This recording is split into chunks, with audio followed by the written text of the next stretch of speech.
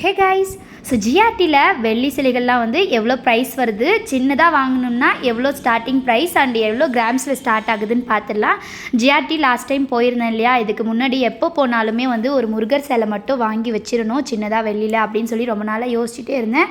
ஆனால் இந்த டைம் போனப்போ இருந்துட்டு நான் வந்து என்கிட்ட காயின்ஸ் கொஞ்சம் இருக்குது, சில்வர் காயின்ஸ், அதை எடுத்துகிட்டு போக மறந்துட்டேன். ஸோ எவ்வளோ கிராம்ஸ் வருதுன்னு மட்டும் பார்த்துட்டு வந்தேன்.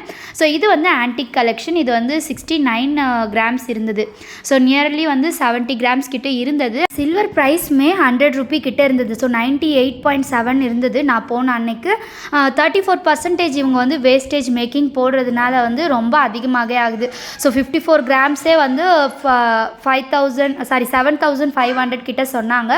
எக்ஸ்ட்ரா 2500 கிட்ட வந்து நம்ம எக்ஸ்ட்ரா வேஸ்டேஜ்க்கே கொடுக்க வேண்டியதாக இருந்தது.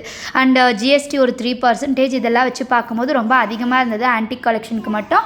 அண்ட் ஆன்டிக் இல்லாமல் ரெகுலர் டிசைன்லையுமே நிறைய இருந்தது. ஆனால் ஆன்டிக் வந்து அதை எடுத்து பார்க்கும்போது ரொம்ப கனமாகவும் அண்ட் ரொம்பவே சூப்பரான ஃபினிஷிங்லேயும் இருந்தது. அண்ட் ரெகுலர்லேயுமே வந்து டீட்டெயிலிங்காக ரொம்பவே சூப்பராக தான் செஞ்சு வச்சுருந்தாங்க.